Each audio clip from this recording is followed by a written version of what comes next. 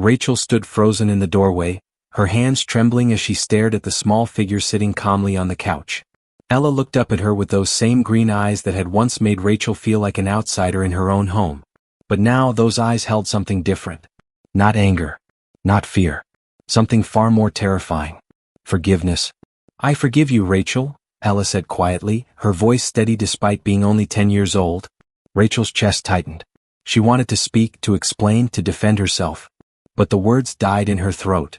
Because deep down she knew the truth. She didn't deserve this child's forgiveness. Not after what she had done. Hello family, welcome back. Please take a moment to subscribe and give this video a thumbs up. It truly means a lot to us. Don't forget to share it with your friends and loved ones and turn on the notification bell so you never miss a new story. So sit back and relax as we dive into the story. Just days ago, Rachel had been living a dream. She was engaged to Michael Carter, a successful businessman who had built his fortune from nothing.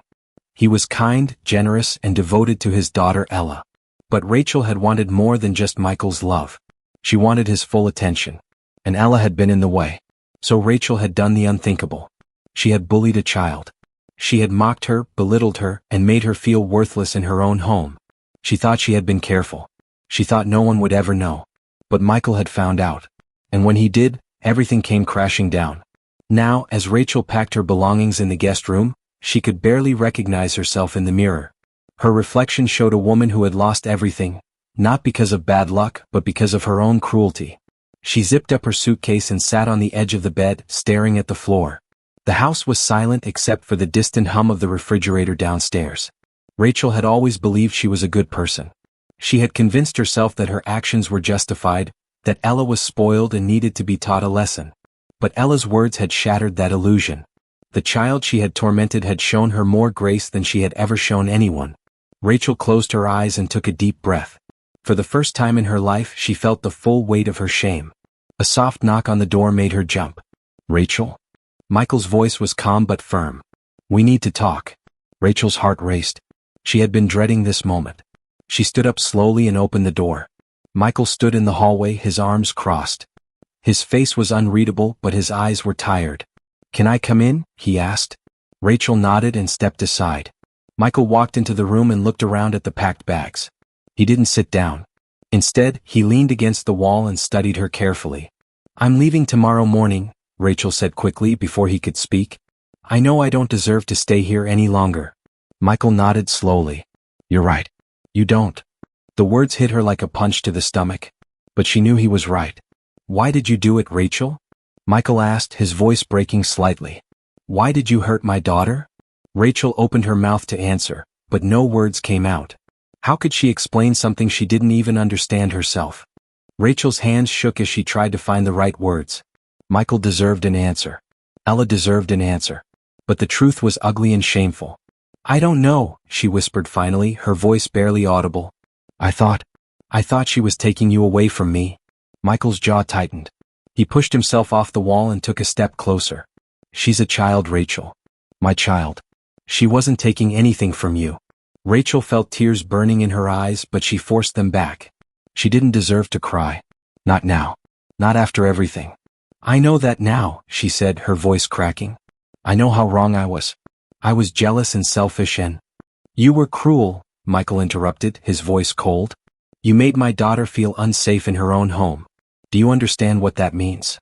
Rachel nodded, unable to meet his eyes. She had seen the fear in Ella's face every time she walked into a room. She had heard the trembling in the girl's voice when she tried to speak. And worst of all, she had enjoyed it. She had felt powerful watching Ella shrink away from her. The memory made her sick now. "I started therapy," Rachel said suddenly, desperate to show him she was trying to change. "I found a therapist in Portland. I have my first appointment next week." Michael studied her for a long moment. His expression softened slightly, but the disappointment in his eyes remained. "That's good," he said finally. "You need help, Rachel. Real help. But that doesn't change what you did." "I know. And it doesn't mean I can forgive you." The words hung in the air between them like a heavy weight.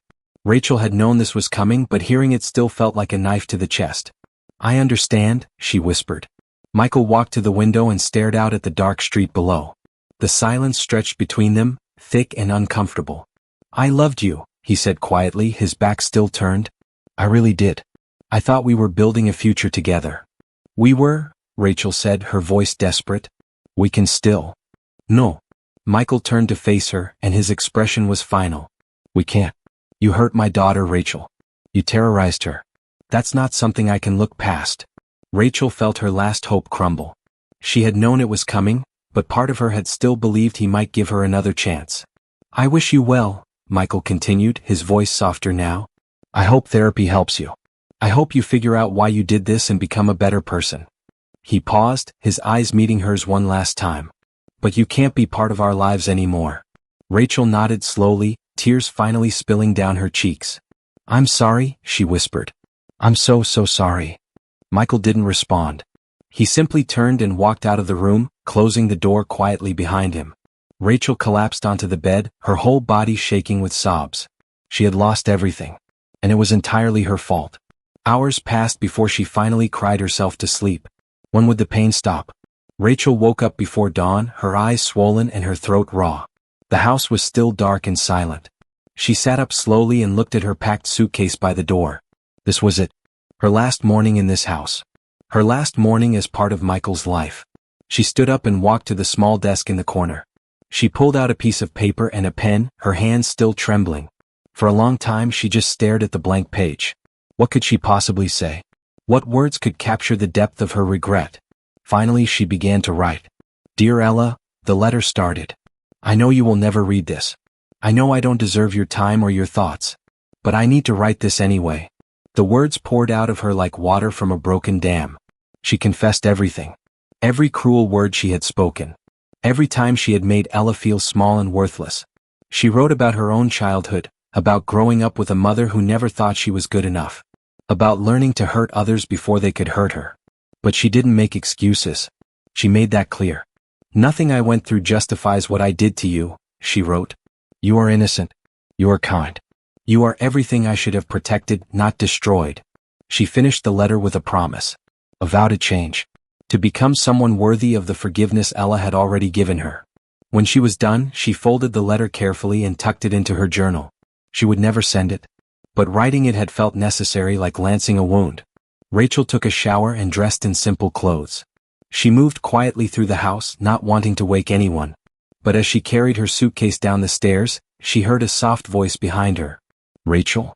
She turned and saw Ella standing at the top of the stairs in her pajamas. Her blonde hair was messy from sleep, and she was holding her favorite stuffed rabbit. Rachel's heart stopped. Ella, are you leaving now? Ella asked, her voice small. Rachel nodded, unable to speak. She wanted to apologize again, to beg for forgiveness one more time. But she had already said everything she needed to say. Ella walked down the stairs slowly. She stopped 3 steps from the bottom, keeping some distance between them. For a moment they just looked at each other. Then, to Rachel's complete shock, Ella stepped forward and wrapped her small arms around Rachel's waist in a brief, gentle hug. Rachel stood frozen, afraid to move, afraid to breathe. Tears streamed down her face as she felt the weight of this child's incredible grace. Ella pulled back quickly and looked up at her. I hope you get better, she said simply. Then she turned and ran back upstairs, disappearing into her room. Rachel stood in the hallway, her hand pressed to her mouth, sobbing silently. That small gesture, that tiny moment of kindness, had broken something inside her. Or maybe it had fixed something. She picked up her suitcase and walked to the front door. Michael was standing in the kitchen doorway watching. He had seen everything. Their eyes met for just a moment. He nodded once, a silent goodbye. Rachel opened the door and stepped out into the cool morning air. She didn't look back. What kind of person could she become now? Rachel drove for hours without stopping. She didn't have a plan or a destination. She just needed to get far away from Chicago, far away from the life she had destroyed. By late afternoon, she found herself in a small coastal town in Maine called Seabrook. The town was quiet and peaceful, with narrow streets and old brick buildings near the water. She parked her car near the harbor and stepped out. The salty air filled her lungs, and for the first time in days she felt like she could breathe. Rachel walked along the waterfront until she found a small coffee shop. Inside, there was a bulletin board covered with advertisements and rental notices. One caught her eye. Small apartment for rent. Quiet building. Available immediately. She pulled the paper down and called the number. An hour later, she was signing a lease for a tiny 1-bedroom apartment above a bookstore. It wasn't much. The paint was peeling and the furniture was old. But it was hers. A fresh start. That evening, Rachel unpacked her few belongings and sat on the worn couch. The apartment felt empty and cold, but it also felt honest. She pulled out her phone and searched for therapists in Seabrook. She found one, Dr. Beatrice Lane, a woman with kind eyes in her profile picture and strong reviews. Rachel sent an email requesting an appointment. Within an hour, Dr. Lane responded. They scheduled a session for the following Tuesday. The next few days passed slowly. Rachel explored the town, bought basic groceries, and tried to adjust to her new life. She felt like a ghost, invisible and disconnected from the world around her. On Tuesday morning, Rachel arrived at Dr. Lane's office 15 minutes early.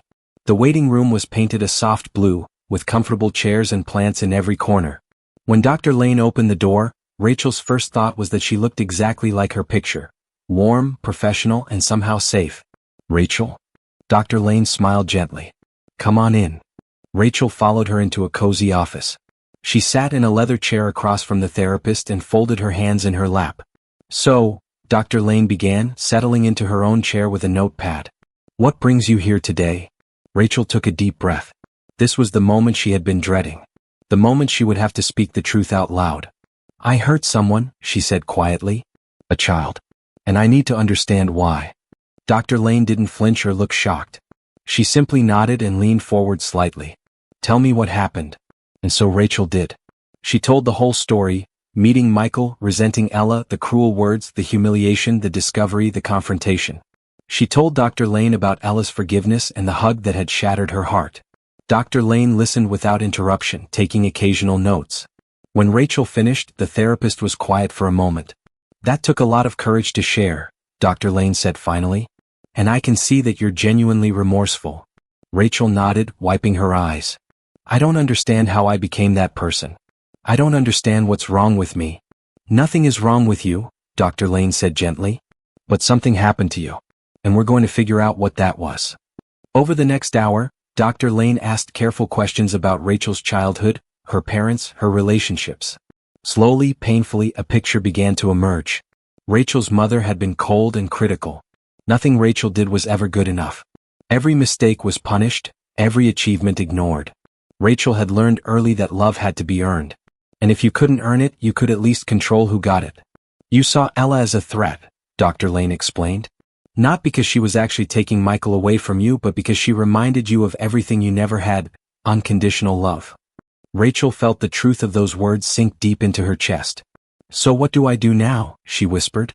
Dr. Lane smiled softly. "Now we begin the real work." Could Rachel truly change who she had become? The months that followed were the hardest of Rachel's life. Therapy sessions with Dr. Lane became the center of her week, and each one felt like peeling back layers of old, infected wounds. Dr. Lane taught her about triggers and patterns. She helped Rachel see how her childhood had shaped her into someone who hurt others to feel powerful. "You were trying to protect yourself," Dr. Lane explained during one session. "But you protected yourself by attacking an innocent child." Rachel cried through most of their sessions. She cried for Ella, for Michael, and even for the little girl she herself had once been. Between therapy appointments, Rachel built a small, quiet life in Seabrook. She found a job at a local bakery, working early mornings making bread and pastries. The work was simple and honest. It gave her hands something to do and her mind a break from the constant weight of guilt. Her coworkers were kind but kept their distance. Rachel didn't mind. She wasn't ready for friendship yet. She was still learning how to be a decent person. In the evenings, she volunteered at a community center that offered after-school programs for children. At first, Dr. Lane had been hesitant about this choice. "Are you sure you're ready?" the therapist had asked. "I need to be around kids again," Rachel had answered. "I need to learn how to see them the way I should have seen Ella."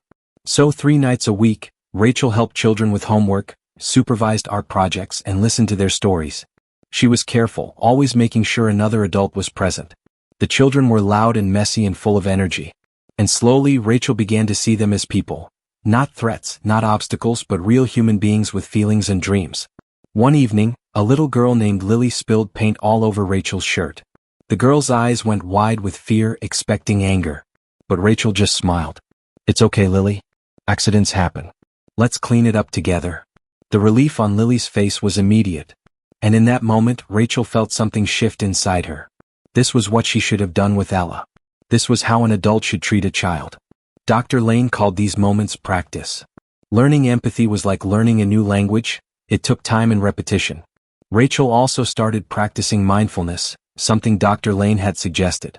Every morning, she sat by the window and focused on her breathing, noticing her thoughts without judging them. At first, her mind was chaos, filled with shame, regret, and self-hatred. But gradually, she learned to observe these feelings without being consumed by them. You made terrible choices, Dr. Lane reminded her during one session. But you are not a terrible person. You're a person who did terrible things. There's a difference. Rachel wanted desperately to believe that. She also started journaling every night, writing down her thoughts and feelings. Sometimes she wrote letters to Ella that she would never send. In these letters, she tracked her progress. She told Ella about the children at the community center, about the things she was learning, about the person she was trying to become. Writing to Ella, even knowing she would never read the words, helped Rachel stay focused on why she was doing this work. It wasn't just about feeling better. It was about becoming someone who would never hurt a child again. One afternoon, 6 months after leaving Chicago, Rachel sat in Dr. Lane's office feeling exhausted but somehow lighter. I've been thinking, Rachel said slowly, about forgiveness. Dr. Lane looked up from her notes. Forgiveness from others or forgiveness for yourself? Both, I guess, Rachel admitted. Ella forgave me. But I don't know if I'll ever forgive myself. Dr. Lane set down her pen and looked at Rachel with gentle eyes. Self-forgiveness isn't about forgetting what you did. It's about accepting that you did it, learning from it, and choosing to be better. Rachel nodded slowly. Do you think I'm getting better? Dr. Lane smiled. I think you're doing the work. And that's what matters. As Rachel left the office that day, she felt something unfamiliar. Not happiness exactly, but maybe the beginning of peace. Would that peace ever feel truly earned? Rachel stood at the window of her small apartment, watching the sun set over the harbor. The sky was painted in shades of orange and pink, and seagulls circled lazily above the water. 6 months had passed since she left Chicago. 6 months since Ella's hug. 6 months since she began the long, painful journey of becoming a better person. She turned away from the window and looked around her apartment. It was still small and simple, but she had made it her own. There were plants on the windowsill, books on the shelves, and photos of the coastal town on the walls. On her desk sat her journal, filled with hundreds of pages of honest reflection. Next to it was the letter she had written to Ella on her last morning in Chicago. Rachel picked up the letter and read it again. The words still made her cry, but they no longer felt like a weight crushing her chest. They felt like a reminder. A promise she was keeping. Her phone buzzed with a text from Dr. Lane. Don't forget, our session is moved to Thursday this week. How are you feeling? Rachel smiled and typed back. Better. See you Thursday. It was true. She did feel better. Not perfect, not healed, but genuinely better. She had learned so much about herself in these months. About her fear of abandonment, her desperate need for control, her inability to see others as fully human when they threatened her security. Dr. Lane had helped her understand that healing wasn't linear. There would be good days and bad days. Days when she felt strong and days when the guilt nearly swallowed her whole. But Rachel was learning to sit with those feelings instead of running from them or projecting them onto others. She walked to her closet and pulled out a small box. Inside were a few photos from her time with Michael and Ella. She had almost thrown them away a dozen times. But Dr. Lane had encouraged her to keep them. Don't erase your past, the therapist had said. Learn from it. Rachel looked at a photo of Ella smiling at the camera, holding an ice cream cone. The girl's green eyes sparkled with innocence and joy. I'm so sorry, Rachel whispered, touching the photo gently. I hope you're happy. I hope you're safe. I hope you never think about me. She meant it. Ella deserved to forget her, to move forward without the shadow of Rachel's cruelty hanging over her life. Rachel put the photos back in the box and returned it to the closet. Then she grabbed her jacket and headed out. She walked to the community center, where a group of children were waiting for the evening art class. Lily ran up to her immediately, holding a drawing. Miss Rachel, look. I drew a boat. Rachel knelt down and admired the colorful picture. That's beautiful, Lily. You're getting really good at drawing. Lily beamed with pride and ran off to show her friends. Rachel watched her go, feeling a warmth spread through her chest. This was what it meant to build something good from something broken. She wasn't the same woman who had hurt Ella. That woman was selfish, cruel, and trapped in her own pain. This woman, the one standing in a community center in a small coastal town, was different. She was learning empathy. She was practicing kindness. She was choosing every single day to be better. Would she ever be able to make up for what she did? Probably not. Some wounds left permanent scars. But she could make sure she never caused that kind of pain again. She could use her own brokenness to recognize brokenness in others and respond with compassion instead of cruelty. As the children gathered around the art table, Rachel helped them set up their supplies. She listened to their chatter, answered their questions, and celebrated their creativity. For the first time in her adult life, Rachel felt something she had never felt before. Peace that she had earned. Not by demanding it, not by manipulating others, not by hurting anyone, but by facing the truth of who she had been and doing the hard, painful work of becoming someone new. Outside the window, the last light of sunset faded into twilight. Rachel smiled softly and turned back to the children. She still had a long way to go, but she was finally on the right path. And that was enough. We've come to the end of today's story. I hope it touched your heart. Thanks for watching and staying with us till the end. Don't forget to like, share, and subscribe for more inspiring stories. See you in the next one. And tell us in the comments, where are you watching from?